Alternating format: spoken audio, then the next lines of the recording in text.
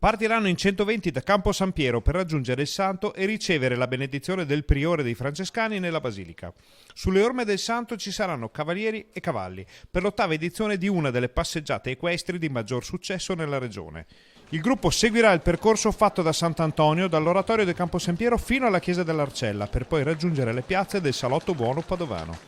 Lo scopo dell'evento è quello di rendere omaggio al santo, ma anche di promuovere e sensibilizzare il turismo equestre in tutte le sue forme. Percorso turistico importante, noi ci crediamo, perché crediamo che attraverso questo animale, che è importante, così importante per l'uomo, si possano vedere con grande attenzione le bellezze di Padova,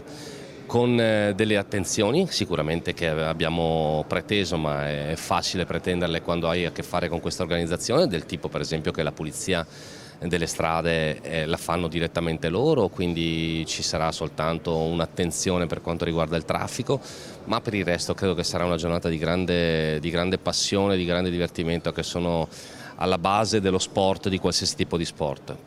Alla manifestazione parteciperanno i principali gruppi veneti che fanno turismo equestre, da Sentieri a Cavalli a Natura a Cavallo, passando per le Giacche Verdi del Veneto e gli Amici a Cavallo del Lungobrenta. In Veneto, infatti, ci sono decine di migliaia di persone che hanno fatto dell'equiturismo la loro passione e l'iniziativa di domenica è un'importante occasione per valorizzare attraverso il cavallo una cultura e un territorio unici.